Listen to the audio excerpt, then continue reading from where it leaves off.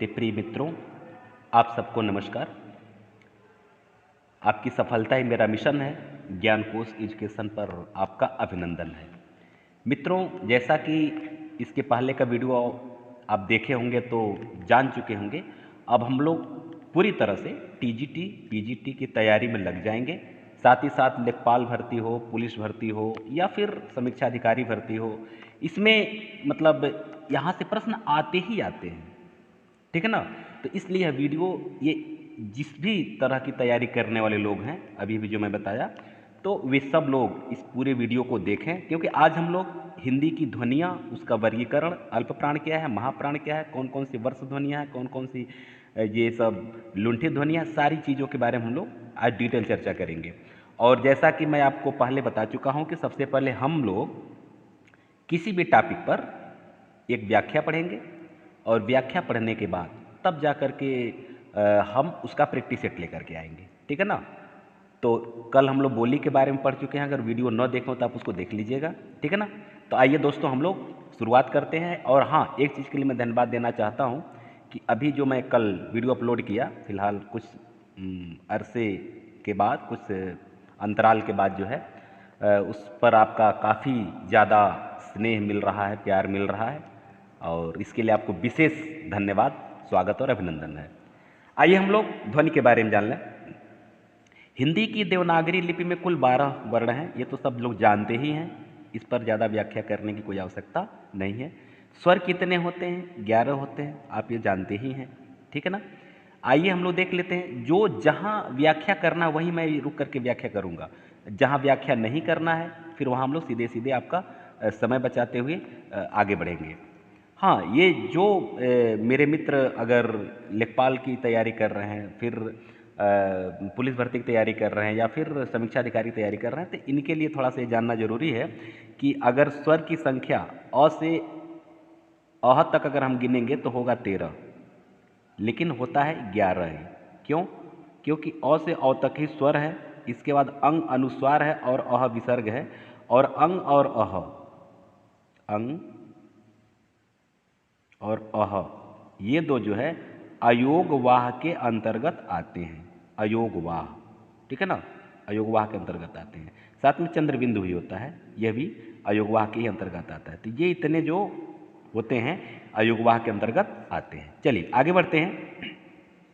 अगर हम व्यंजन की बात करते हैं तो यह सब आप जानते हैं, कोई बहुत ज़्यादा विस्तृत चर्चा करने की आवश्यकता नहीं है। ये कंठ वर्ण कौन कौन से वर्ण हैं? क, ख, ग, घ, अंग, ये 5 वर्ण कंठ वर्ण हैं। कंठ वर्ण कहते क्यों हैं? आप इसका उच्चारण अगर करेंगे तो आपको लगेगा कि ये उच्चारण कंठ से ही हो रहा है, जैसे क, ख, ग, घ, अंग। ऐसे जब बोलेंगे तो आपको लगेगा कि ये उच्चारण आपका कंठ से ही हो रहा है। तालव्य की बात है, इसका उच्चारण स्थान तालु है, च, छ, ज, झ, ञ। अब क्या है, आप च का उच्चारण करना, च, छ, तो जीभ जो है कि ऊपर के दांत के पीछे जो तालु है ना, तालु, उसको जाकर के स्पर्श कर रही है जीभ, ठीक है। तो इस तरह से ये निश्चित है कि तालव्य। अगर ये वर्ण मान लीजिए कि एक मैं तरीका बताऊं, अगर मान लीजिए कि परीक्षा में वर्ण भूल जाए, कि जैसे मान लीजिए दे दिया कि ये तो कौन सा वर्ण है, और आप भूल गए कि कंठ है कि तालव्य के मूर्धन्य के दंत है, ठीक है ना, 4 ऑप्शन मान लीजिए दिया हुआ, तो फिर इसका बहुत एक आसान सा तरीका है, आप उसको उच्चारण करिए और देखिए जीभ कहाँ स्पर्श कर रहा है, त, थ, द। तो आप देख रहे हैं कि ये जीभ जो है नीचे के दांत को स्पर्श कर रही है, इसका मतलब हुआ ये दंत वर्ण है। ऐसे आप समझ सकते हैं, आगे समझ में। तो त, थ, द, ध, न दंत वर्ण हो जाएंगे। मूर्धन्य की बात है, ट, ठ, ड, ढ, ड़। मूर्धन्य का मतलब होता है मूर्धा, ठीक है ना, ये मूर्धा वर्ण है, यानी कि जीभ जो है ऊपर ऐसे यू आकार को टर्न करनी, तालु तो ऊपर है, लेकिन ये तालु के और पीछे यहाँ तक जीभ मुड़ती है, तब जाकर के इसका उच्चारण बोल लेंगे ट, ठ, ड, ढ, ड़। तो ऐसे जब बोलेंगे तो आप देखेंगे कि जीभ ऊपर तालु के और पीछे यानी यू आकार में टर्न कर रही है, उल्टा यू आकार में टर्न कर रही है। तो इसका मतलब ये हुआ कि ये मूर्धन्य वर्ण के अंतर्गत आएगा। ऐसा आप उच्चारण करके भी इसको समझ सकते हैं, ठीक है। आइए ओष्ठ वर्ण, दंत तो हो गए, ओके। ओष्ठ वर्ण की बात हम करते हैं। देखिए प, फ, ब, भ, म, दोनों ओठ आपस में स्पर्श हो रहे हैं, प, फ, ब, भ, म। याद करने की आवश्यकता नहीं है दोस्तों, बस केवल आपको उच्चारण करिए और देखिए कि कैसे इसकी ध्वनियाँ निकल रही हैं। हमारे होठ का, मुंह का, दांत का, जीभ कहाँ कहाँ किस किस हिस्से को अंदर स्पर्श कर रही है, कैसे वर्ण निकल रहे हैं, तो ऐसे आप इसको समझ सकते हैं। तो प, फ, ब, भ, म ओष्ठ वर्ण हो जाएंगे।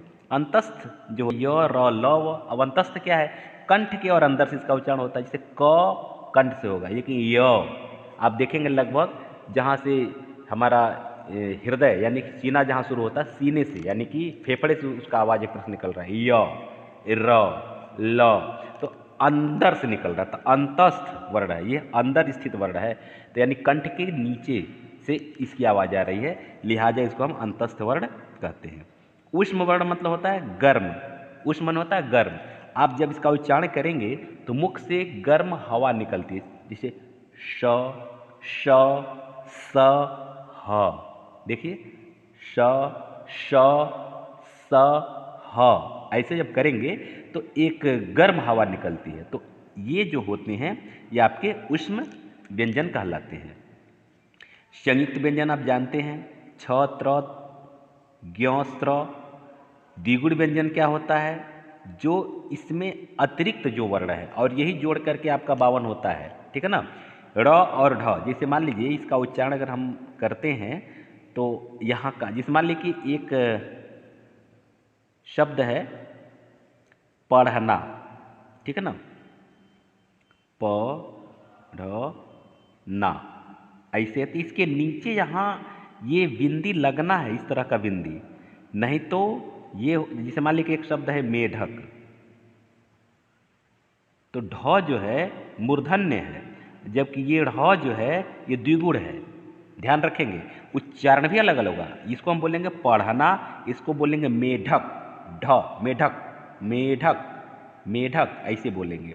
तो पढ़ना, चढ़ना, गढ़ना, ठीक है ना, मेढक, डफली, ऐसे कुछ जो शब्द होते हैं, इसके नीचे बिंदी नहीं होगा। मेढक वाले के जब बिंदी जब हो जाएगा तो ये द्विगुण व्यंजन हो जाएगा। अब बिंदी नहीं रहेगा तो आपका क्या हो जाएगा? ट, ठ, ड, ढ, ढ, यानी कि मूर्धन्य वर्ण के अंतर्गत आएगा, मूर्धा हो जाएगा ये। आगे समझ में? ड़ का उच्चारण जैसे सड़क में इसका हम उच्चारण करते हैं, ऐसे इस तरह का ड के नीचे बिंदी लगा देते हैं। अब ये तो ड है और ये ड़ है, ड़ दोनों में आप अंतर जानते ही हैं, क्योंकि हम इस ड़ का प्रयोग नहीं कर सकते हैं। तो इसलिए दो तरह के, माने ये दो गुण है इस व्यंजन के गुण, उच्चारण कुछ और हो रहा है लेकिन लिखा कुछ और जा रहा है। उच्चारण इसका ड के तरह से हो रहा है, इसका उच्चारण भी ढ के तरह से हो रहा है, लेकिन ये जो है कि लिखने का तरीका अलग हो जा रहा है, लिहाजा इसके दो गुण हैं, इसलिए इसको द्विगुण व्यंजन हम लोग कहते हैं। एक चीज़ और, जो यूपीपी की तैयारी कर रहे हैं या लेखपाल भर्ती तैयारी कर रहे हैं मित्रों, इतने शब्द को आप जरूर पकड़े रहिएगा। यहाँ से प्रश्न बनते हैं, इसमें से कौन कौन से वर्ण हैं। अगर आप हमेशा तैयारी नहीं कर रहे हैं या मतलब प्रैक्टिस छोड़ दिए हैं तो ये सब भूल भी जाते हैं। अब देखिए छ में कौन कौन से वर्ण हैं मैं आपको बता देना चाहता हूँ, कोई कन्फ्यूजन आपको नहीं होना चाहिए।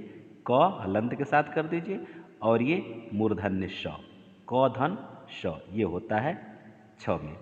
ज्ञ में ज होता है, ज और य होता है, ज और य। त्र में सब लोग जानते हैं, इसलिए इस पर हम ज़्यादा फोकस नहीं करेंगे, फिर भी चलिए। त होता है और र होता है, त्र। स्र में क्या होता है? ये श और ये र, ये वाला श होता है, ठीक है ना, तालव्य, ठीक है। श और र ये होता है स्र। इसको ध्यान रखेंगे, इसको एकदम कंठस्थ कर लेंगे, यहाँ से प्रश्न आते हैं। अच्छा, अगर अलग अलग किया जाए तो ऐसे होगा, जैसे मान लीजिए अगर हम छ की बात करते हैं तो क हलंत के साथ कर सकते हैं, श हलंत के साथ कर सकते हैं और इसके बाद अ लास्ट में कर सकते हैं, ठीक है ना। तो ऐसे भी लिख सकते हैं, या फिर श और अ जब एक साथ मिलेगा तो जाहिर सी बात है श हो ही जाएगा, ठीक है ना। तो ये दोनों तरीका है। तो ये छ ज्ञ, ये दोनों अक्सर परीक्षाओं में पूछे जाते हैं और बच्चे गलती करके चले आते हैं, लिहाजा बहुत खलता है यार, ये तो हमको जानना चाहिए, ऐसा कुछ लगता है कि हमको जानना चाहिए, तो इसको हमेशा पकड़े रहिएगा। और इसका उच्चारण देखिए, ज्ञानी हम लोग बोलते हैं ना, ज्ञानी, देखिए ये उच्चारण इसका ऐसे होता है, हम लोग बोलते ऐसे हैं, उच्चारण इसका ऐसे करते हैं, और जबकि लिखते ऐसे हैं। तो सच बात यह है कि हम लोग उच्चारण ही गलत करते, इसका उच्चारण होता है ज्ञानी, ज्ञान विज्ञान, ऐसे ज्ञान विज्ञान, ज्ञानी ज्ञानी, ऐसे इसका शुद्ध उच्चारण होना चाहिए, लेकिन हम लोग एक सामान्य वे में इसी को लेकर के चलते हैं। 6 में होता है, देखिए अब कक्षा है ना, तो इसका उच्चारण लास्ट में श का, मूर्धन्य श का उच्चारण आना चाहिए। कक्षा, हम कक्षा 10 में पढ़ते हैं, कक्षा 12 में पढ़ते हैं, कक्षा 9 में पढ़ते हैं, ऐसा कुछ होना चाहिए। कक्षा नहीं, या बोला जाता है कक्षा, तो वो तो ये होता है, ये हास्यास्पद हो जाएगा, मैं कक्षा 9 में पढ़ता हूँ, ये गलत है, ये सीधे गलत है, ठीक है ना। कक्षा उच्चारण भी आप सीख लीजिए, यहाँ कक्षा, मैं कक्षा में जा रहा हूँ, मैं कक्षा में पढ़ाने जा रहा हूँ, ऐसा उच्चारण। ये ज्ञान, ये इसका ज्ञान बहुत विस्तृत है, ज्ञान विज्ञान का क्षेत्र है, ये ऐसा होना चाहिए। लेकिन अभी अगर इसका उच्चारण किया जाए तो शायद जो इसके ज्ञाता नहीं है वो हंसी के पात्र हम लोगों को समझेंगे, जबकि ऐसा नहीं है, हमें शुद्ध उच्चारण करना ही चाहिए। हालांकि मैं खुद भी उसमें शामिल हूँ, जानते तो हैं हम लोग, लेकिन हम लोग शुद्ध उच्चारण नहीं करते हैं, ठीक है ना। चलिए आइए आगे हम लोग बढ़ते हैं। कुल वर्ण कितने हो गए? 52 हो गए, इसमें कहीं कोई दिक्कत है नहीं। अब देखिए यहाँ कुछ चीज़ दिया हुआ है, इसको आप ध्यान से पढ़िए, मैं आपको इंगित करा रहा हूँ। स्वर ध्वनियों के उच्चारण में किसी अन्य ध्वनि की सहायता नहीं ली जाती। स्वर उच्चारण की ध्वनियों में किसी अन्य की सहायता नहीं ली जाती। हाँ, तो इसमें जो है किसी भी अन्य ध्वनि की सहायता नहीं ली जाती है। वायु मुख्य विवर में बिना अवरोध के बाहर निकलती है, यानी स्वर के उच्चारण में बिना अवरोध के बाहर निकलती है, किंतु व्यंजन ध्वनियों के उच्चारण में स्वरों की सहायता ली जाती है। माने बिना किसी स्वर की सहायता लिए हम व्यंजन का उच्चारण नहीं कर सकते हैं। व्यंजन वह ध्वनि है जिसके उच्चारण में भीतर से आने वाली वायु मुख्य विवर में कहीं न कहीं किसी न किसी रूप में बाधित होती है। मुख्य विवर का मतलब कि जो भी उच्चारण होता है ना, कि सबसे हमारे जीभ का बहुत बड़ा रोल है किसी भी ध्वनि के उच्चारण में।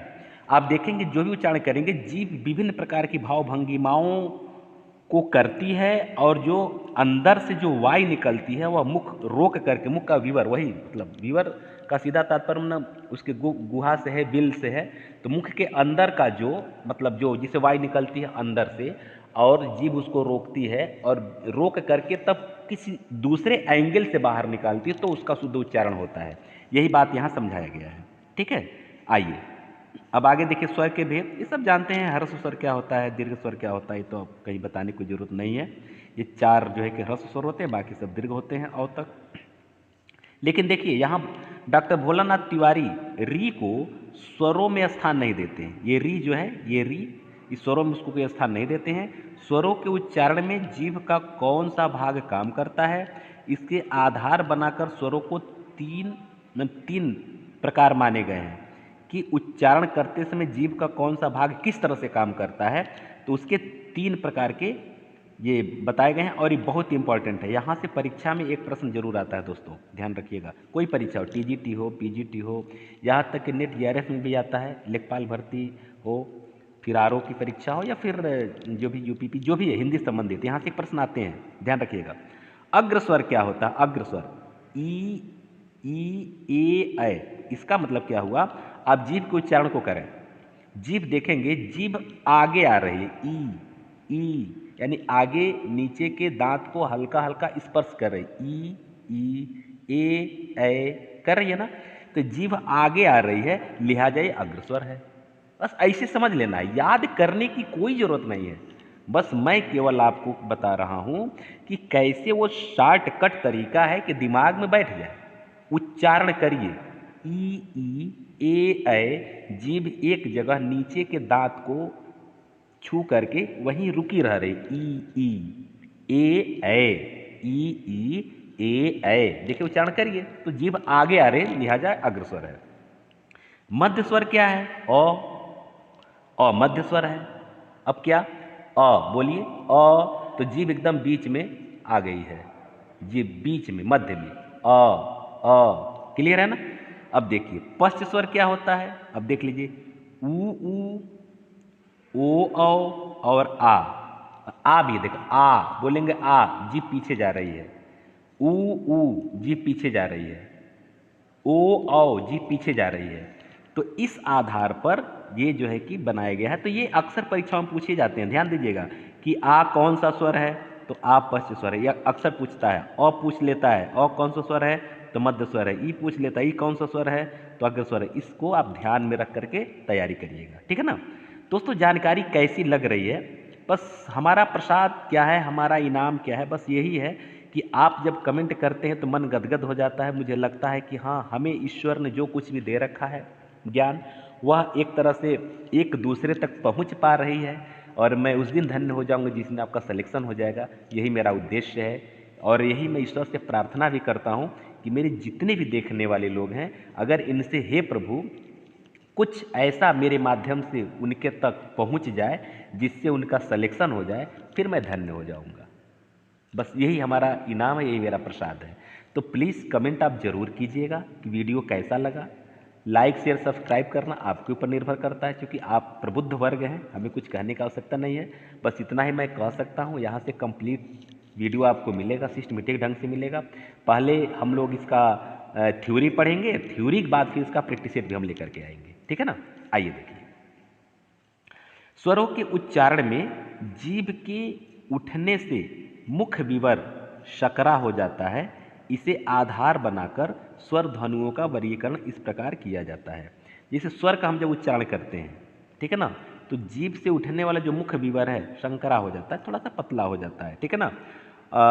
इसी आधार पर जो है कि स्वर के ये जो वर्गीकरण किए गए हैं। अब देखिए संवृत स्वर क्या होते हैं, संवृत, ई ऊ, ये संवृत स्वर होते हैं, ई ऊ, ठीक है ना। अर्ध संवृत क्या होते हैं, ए ओ, ये अर्ध संवृत होते हैं। अर्ध विवृत क्या होते हैं,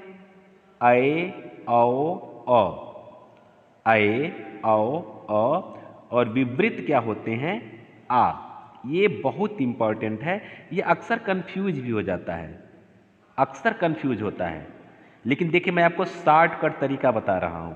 आप अ से लेकर के औ तक के सभी स्वरों को ध्यान से देखिए, और उसका आप वर्गीकरण ऐसे ही कर लीजिए।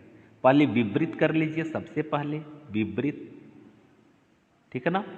फिर कर लीजिए अर्ध विवृत, विवृत और अर्ध विवृत एक साथ कर लेंगे तो ये फायदा होगा कि देखिए विवृत में केवल आ है, यानी अ के बाद आ हो रहा है, केवल आ जो है ये विवृत के अंतर्गत आएगा, ठीक है ना। अर्ध विवृत के अंतर्गत क्या आएगा, अय औ, यानी अ भी आ जाएगा, अ के बाद यहाँ सीधे आ जाइए अय पर, अय के बाद सीधे औ पर आ जाइए, ठीक है ना। अय औ, ये इतना जो है आपका हो जाएगा क्या, अर्ध विवृत। तो विवृत आ, अर्ध विवृत अय औ, इसको एकदम सेट कर लीजिए दिमाग में। अब आ जाइए संवृत, अब आ जाइए संवृत स्वर पर। तो संवृत की जहां तक बात हम करते हैं, तो संवृत स्वर जो होते हैं कितने हैं, ध्यान दे दीजिए, 4 हैं। कौन कौन, ई है, बड़ी ई है, ऊ और ऊ, ये शुरुआत का। अब देखिए अ आ ई ऊ, यहां तक अब आ जाइए एक साथ। तो आ को किनारे कर दीजिए, आ आपका हो गया विवृत। अब अ से ऊ तक की बात हम बता रहे हैं, अ आ ई ऊ, ये इतना तक आई, 6 वर्ण। 6 वर्ण को ध्यान से देखिए, 6 वर्ण में एक वर्ण आपका विवृत में आ केवल आ जाएगा, एक वर्ण आपका आ गया अर्ध विवृत में अ। अब बाकी जो सीरियल से ई ऊ जो सीरियल्स हो गए, ये आपके हो गए संवृत। अब जो शेष बच रहा है वह आपका हो जाएगा अर्ध संवृत। अब शेष क्या बच रहा है, अब आप देख रहे हैं कि अर्ध विवृत में अय और औ तो है ही, अय औ, ऐ औ है ही। अब बच क्या रहा है आपका, केवल दो ही तो स्वर बच रहा है, ए और ओ, ये दो स्वर बच रहा है। तो ए और ओ को आप कर लेंगे अर्ध संवृत में। क्लियर हो गया ना, एकदम सेट कर लिए दिमाग में। केवल आ को निकालिए विपरीत, अ को कर दीजिए अर्ध विपरीत, अ अर्ध विपरीत, आ विपरीत। इस सीरियल से याद करिए, अ अर्ध विपरीत, आ विपरीत। अब ई उ संवृत, ई उ संवृत। और फिर आप आ जाएंगे उधर लौट करके अर्ध विपरीत में। क्या क्या, ऐ और औ जो दोनों दीर्घ है, ए के बाद ऐ और ओ के बाद औ जो दीर्घ वाला है वो अर्ध विपरीत में डाल दीजिए ऐ और औ को। आज जो इन दोनों में लघु है, यानी कि ऐ का लघु ए और औ का लघु ओ, इन दोनों को आप लगा दीजिए अर्ध संवृत में। इस तरह से बड़े आराम से सेट हो जाएगा। ये टिप्स है। आगे देखिए, अनुनासिक किसे कहते हैं। यहाँ लेखपाल भर्ती में आता है इस तरह से, लेखपाल भर्ती पुलिस भर्ती में आता है, इसको ध्यान देंगे। अनुनासिक और अनुस्वार में आप लोग कंफ्यूज हो जाते हैं। यहाँ आज के बाद कंफ्यूजन खत्म। वे ध्वनियाँ जिनका उच्चारण नाक और मुख दोनों से होता है, जैसे पाँव, आंगन, आंचल, इसको क्या बोलते हैं, अनुनासिक बोलते हैं। चंद्र बिंदु का प्रयोग यहाँ होता है, चंद्र बिंदु का प्रयोग। अनुस्वार क्या होता है, यह व्यंजन ध्वनि है, इसकी ध्वनि नाक से निकलती है, जैसे अंगद, अंग, कंगन। अब विसर्ग तो आप जानते हैं, दुख, मन, प्रातः, ऐसे जो बिंदी वाला जो दो पीछे बिंदी लगा दिया जाता है, विसर्ग का चिन्ह लगा दिया, विसर्ग तो याद हो जाता है। अब अनुस्वार और अनुनासिक में आप कंफ्यूज होते हैं, मैं भी कई बार कंफ्यूज हुआ हूँ, तो मैं अपना अनुभव शेयर कर रहा हूँ आपसे। हो सकता है मेरे जैसे आप में भी कुछ लोगों को भूलता हो सकता है कि न भूलता हो, मैं सबकी बात नहीं कर रहा, लेकिन मैं अपनी बात बता रहा हूँ। मैं तो अक्सर कंफ्यूज हो जाता था पहले, लेकिन अब नहीं होता हूँ। क्या, मैं एक टिप्स जान लिया। जैसे कि हम कहते हैं कि स्वर, तो स्वर तो सब लोग जानते हैं, स्वर अ से लेकर के, अब अगर हम उसको अनुनासिक, अनुस्वार और विसर्ग को हटा करके, यानी कि जो अयोग है उसको हटा दिया है, तो हम आते हैं अह तक, अह तक आते हैं। ये इतने वर्ण हम लोग स्वर के अंतर्गत रखते हैं, अ से अह तक रखते हैं ना। अच्छा, तो अब यहाँ ध्यान ये देना है, अब हम फंसते कहाँ हैं कि कहाँ चंद्र बिंदु लगाना और कहाँ अंग का मात्रा देना है। अब इसमें दोनों को हम कैसे जाने कौन अनुनासिक है कौन अनुस्वार है, तो कुछ नहीं। आप यहाँ देखिए, अंग के बाद अह आता है ना, माने अंग जो है कि स्वर के अंतर्गत है ना, सॉरी यहाँ अंग, अंग स्वर के अंतर्गत है ना। तो अगर अंग स्वर के अंतर्गत है तो वो हो गया अनुस्वार। शब्द से ध्यान दीजिए, स्वार, स्वार माने स्वर, ऐसे समझिए स्वर। तो स्वर के अंदर कौन है, यानी अ से अह के बीच में कौन है, चंद्रबिंदु है कि अंग है, बात खत्म। तो चंद्रबिंदु तो है नहीं, अंग है, अंग। तो ये अंग को आप सीधे लगा दीजिएगा अनुस्वार, स्वर का मतलब स्वार, अनुस्वार। और बाकी जो जो एक बच रहा है चंद्रबिंदु, तो चंद्रबिंदु आपका अनुनासिक हो जाएगा, काम खत्म। विसर्ग तो आपको पता है ही, इसमें कहीं कुछ दिक्कत नहीं आनी चाहिए। वीडियो कैसा लग रहा है प्लीज कमेंट जरूर करेंगे, आपके कमेंट का इंतजार है। आचार्य किशोरीदास वाजपेयी के अनुसार अनुस्वार एवं विसर्ग का न तो स्वर माना है न तो व्यंजन। इसके ऊपर मैं बता दिया हूँ आपको अभी जस्ट पहले। इसको अयोगवाह कहते हैं, जो योग न होते हुए भी साथ में हो, माने यह योग नहीं है, स्वर के साथ इसका कोई योग नहीं, लेकिन फिर भी स्वर के साथ रहता है, लिहाजा इसको अयोगवाह कहते हैं। ये अयोगवाह की परिभाषा एक तरह से है, ठीक है। आइए व्यंजन वर्णों के बारे में हम लोग अब जान लेते हैं। बहुत ही शानदार यहाँ से आपको जानकारी मिलने वाली है, इसलिए अंत तक देखिएगा, जरूर देखिएगा, बहुत ही जरूरी है देखना। ये हिंदी के मूल स्वरों की बात अगर किया जाए तो 33 माना जाता है, कहीं कहीं आपको 34 भी मिलेगा, तो उसके पीछे रीजन अभी पता चल जाएगा क्या कारण है। तो 33 है। भीतर से आने वाली वायु मुख के किसी उच्चारण अवयव से बाधित होकर जब निकलती है तो उसे व्यंजन कहलाते हैं। मतलब जब बाधित होकर निकलती है तो व्यंजन होती है, और जब बाधित नहीं होती है तो स्वर होती है। तीसरा देख लीजिए, हिंदी व्यंजनों को 3 वर्गों में बांटा गया है, स्पर्श व्यंजन, अंतस्थ व्यंजन, ऊष्म व्यंजन, जैसा कि हम लोग पढ़ चुके हैं, ठीक है। अगला चौथा देखिए, 5 वर्णों यानी क वर्ग, च वर्ग, त वर्ग और म वर्ग, म वर्ग नहीं प वर्ग होना चाहिए। हाँ ये गलत है, प वर्ग है, प वर्ग ये होता है। क वर्ग मैंने क ख ग घ अंग, च वर्ग में च छ ज झ ञ, त वर्ग में त थ द ध। यहाँ तो ट वाला फिर छोड़ दिया है लग रहा है। हाँ यहाँ ट वर्ग भी होगा मित्रों, ट वर्ग, ट वर्ग। हाँ तो क वर्ग, च वर्ग, ट वर्ग, त वर्ग, प वर्ग, हर एक के अंदर 5-5 वर्ण होते हैं तो कितने 25 स्पर्श व्यंजन होते हैं। ये प्रश्न आता है, ये ध्यान देंगे लेखपाल भर्ती वाले मित्रों और पुलिस भर्ती वाले फिर समीक्षा अधिकारी में कि स्पर्श व्यंजन की संख्या कितनी है, तो 25 है। कहाँ से क से मत गिन लीजिए, सीधे आपका हो जाएगा। क क्या है, क से लेकर के अंग तक, क वर्ग च से लेकर के य तक, च वर्ग ट से लेकर के ड़ तक, ट वर्ग त से लेकर के न तक, त वर्ग और प से लेकर के म तक, प वर्ग। तो ये इतने जो होते हैं स्पर्श व्यंजन के अंतर्गत आते हैं। अब आइए य और ल अभी हम लोग पढ़ ही चुके हैं, अंतस्थ व्यंजन के अंतर्गत आते हैं, ये 4 हो गए। और इन्हें एक चीज और, इन्हें अर्ध स्वर भी कहा जाता है। क्या कहा जाता है, अर्ध स्वर। अक्सर पूछा जाता है य कौन सा स्वर है या वह कौन सा स्वर है, य और वो अक्सर पूछता है। ये या निम्न में अर्ध स्वर कौन है, इसमें से 3 रहेगा, इसमें य और वो में से कोई एक रहेगा, वही आपका सही उत्तर होगा। तो य और वो, हालांकि र और ल थोड़ा सा मतलब इसका उपयोग होता है, लेकिन य और व तो हमेशा यह मतलब ये इन दोनों का अक्सर आप जानिएगा, य और व ये मूलतः जो है कि अर्ध स्वर के अंतर्गत आते हैं। अब थोड़ा सा अब ये अंतस्थ व्यंजन के दायरे में है र और ल, इसलिए कहीं कहीं इसको भी अर्ध स्वर के रूप में प्रयोग कर लिया जाता है। उष्म व्यंजन अभी हम डिटेल चर्चा किए हैं, गर्म वायु अंदर से निकलती है, ठीक है ना। उच्चारण के स्थान पर आधार पर व्यंजन के को 7 वर्गों में बांटा जाता है। उच्चारण के आधार पर व्यंजन कितने वर्गों में बांटा जाता है, 7 वर्ग में। अब क्या क्या है, यहां से देखिए, ओष्ठ वर्ण से आगे आगे हम लोग चर्चा करेंगे, पढ़ेंगे। पहले ओष्ठ वर्ण प फ ब भ म, दंत जानते हैं त थ द ध न।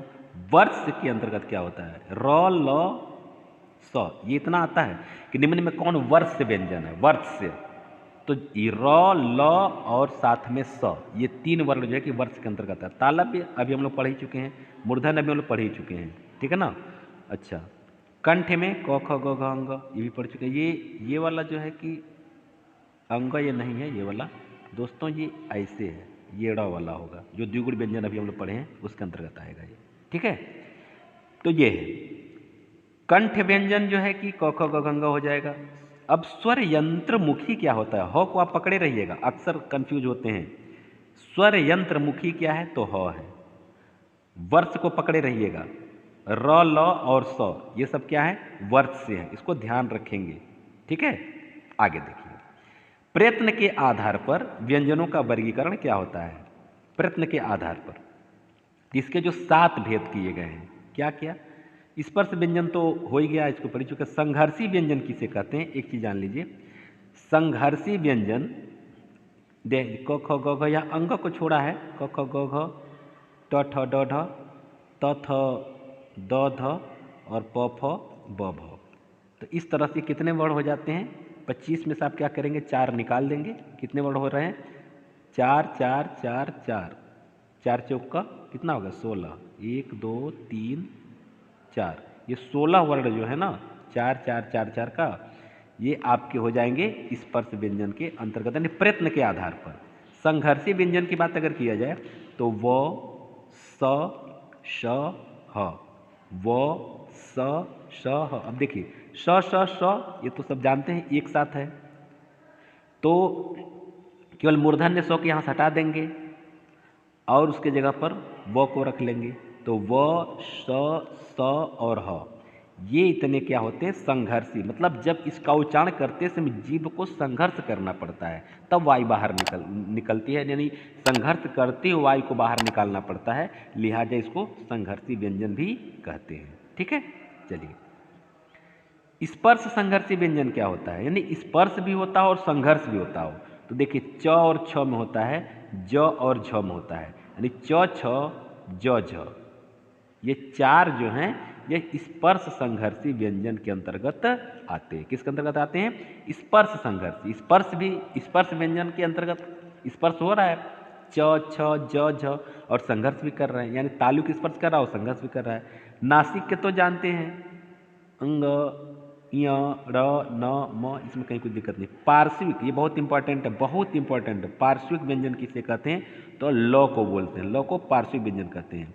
उच्छिप्त व्यंजन भी इसको कहते हैं। द्विगुण व्यंजन तो कहते ही हैं र और ढ को, इसको उच्छिप्त व्यंजन भी हम लोग कहते हैं। तो ये उच्छिप्त व्यंजन को भी ध्यान में रखिएगा। यहाँ से एक प्रश्न आना ही आना है मित्रों, इसलिए इसको ध्यान दीजिएगा, इसको छोटा मत समझिएगा। सिलेक्शन जानते हैं कहाँ रुकता है? आप कठिन कठिन प्रश्नों को तो याद कर लेते हैं, वह आपका गलत नहीं होता है। ये लगता है यार ये वर्ण क्या है, वर्ण तो सब हमको पता ही है, लेकिन इसी में से एक दो प्रश्न अगर गलत हो जाता है और उन्हीं एक दो प्रश्नों से सिलेक्शन रुक जाता है तो बहुत ही पश्चाताप होता है।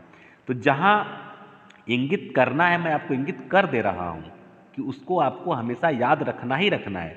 तो ल पार्श्विक व्यंजन है, ये उच्छिप्त व्यंजन र और ढ। प्रकंपित व्यंजन, प्रकंपित व्यंजन र, या फिर लुंठित व्यंजन इसको हम बोलते हैं, लुढ़कते हुए जाती है, प्रकंपित, कंपन, जिस र को उच्चारण करने जीभ में कंपन आएगा, र र राम, र उच्चारण हल्का हल्का कंपन आ रहा है ना, तो वही प्रकंपित व्यंजन है, ठीक है ना। और संघर्षहीन और सप्रवाह, माने इसको, इसका उच्चारण करने में हमको कोई भी संघर्ष नहीं करना पड़ रहा है। तो ये जो है कि संघर्षहीन और सप्रवाह के अंतर्गत आता है। यह व कोई संघर्ष नहीं करना पड़ रहा है, लिहाजा यह सप्रवाह है, प्रवाह के अंतर्गत आएगा, लेकिन संघर्षहीन है ये, ठीक है। आगे देखिए, छ त्र ज्ञ स्र संयुक्त व्यंजन है। हालांकि जो दिया हुआ तो मैं आपको पहले बता ही चुका हूँ, ये भी आ गया। छ में क और श, त्र में त और र, ज्ञ में ज और ञ, स्र में स और र, ये तो हो ही चुका है, पढ़ ही चुके हैं। अब आइए अल्प प्राण और महाप्राण व्यंजन, बहुत इंपॉर्टेंट है। परीक्षा में 1 से 2 प्रश्न यहाँ से आते ही आते हैं, चाहे कोई भी परीक्षा हो, कोई भी एग्जाम हो, यहाँ से 1 या 2 प्रश्न तो आते ही आते हैं। तो जिनके उच्चारण में कम हवा की आवश्यकता पड़ती है वो क्या होते हैं? अल्प प्राण होते हैं। जैसे क, ग, च, ज, प, ब, ट, ड, त, द। ये क्या है? प्रत्येक वर्ग का पहला और तीसरा वर्ण होता है अल्प प्राण व्यंजन, अल्प प्राण, ठीक है ना। अब क्या होता है? पहला और तीसरा, क ख ग घ अंग का जब वर्गीकरण करेंगे ना, ऐसे देखिए, क ख ग घ अंग, 5 वर्ण हैं। तो आपका पहला हो गया क और तीसरा हो गया ग, यही दो जो है ये अल्प प्राण होते हैं। बाकी ख, घ और अंग ये क्या हो जाएंगे? महाप्राण के अंतर्गत आ जाएंगे। जो शेष बच रहा वही है। इसी तरह से हर एक जो स्पर्श व्यंजन जो है ना, ये आप द तक चल जाइए, हर एक में जो है कि वही कंडीशन है, वही कंडीशन, पहला और तीसरा, पहला और तीसरा क्या है? अल्प प्राण है। बाकी जो है 3 ये महाप्राण है, ठीक है ना। आगे देखिए, प्रत्येक वर्ग का दूसरा चौथा महाप्राण होता है। इनके उच्चारण में अधिक हवा निकलती है, ठीक है ना। आगे देखिए, यहां आपको समझने वाली जो बात है क्या है? दूसरा चौथा ये वर्ण जो होते हैं, ख, घ, च, छ, ज, फ, ब, ट, ड ऐसे दिया है। और साथ ही साथ इसको भी ध्यान रखिएगा, स, श, स, ह, ये सब क्या है? ये महाप्राण के अंतर्गत आते हैं, ठीक है। आगे देखिए, घोष एवं अघोष व्यंजन, घोष एवं अघोष व्यंजन क्या होता है? घोष को हम सघोष भी कह सकते हैं, यानी सघोष और अघोष भी कह सकते हैं। घोष कहिए चाहे सघोष कहिए, बात एक ही हो, इसमें कुछ कन्फ्यूजन नहीं होना है। जिन व्यंजनों के उच्चारण में स्वर तंत्रियां झंकृत होती हैं घोष होते हैं, और जिनमें झंकृत नहीं होती हैं अघोष होते हैं। अब देखिए, अघोष क्या है?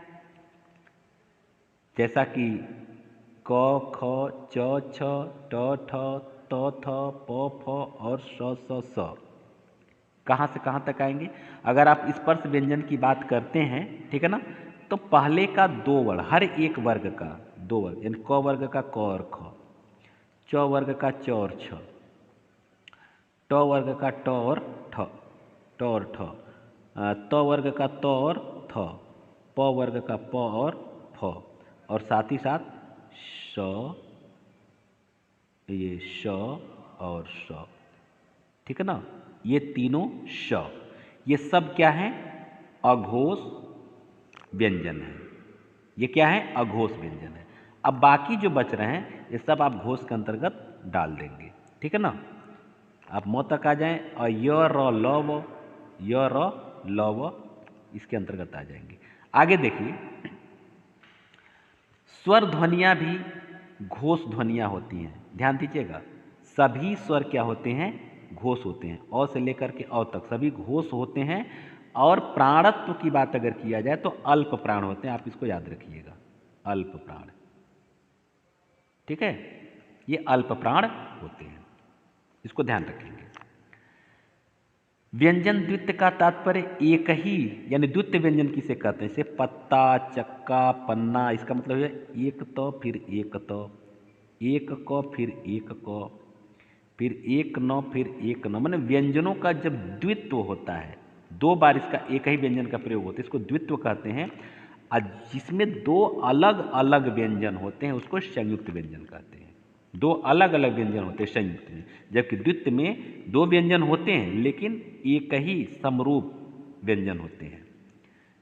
संयुक्त व्यंजन का अर्थ है दो व्यंजनों का परस्पर संयुक्त होना। जैसे देखिए, पद्धरी, क्यारी, प्रेम, विद्या। अब यहाँ देखिएगा, ध में पद्धरी ऐसे जो है, ठीक है, ये द हलंत और ध ये पूरा, ये देखिए द और ध अलग अलग है, लिहाजा ये संयुक्त है।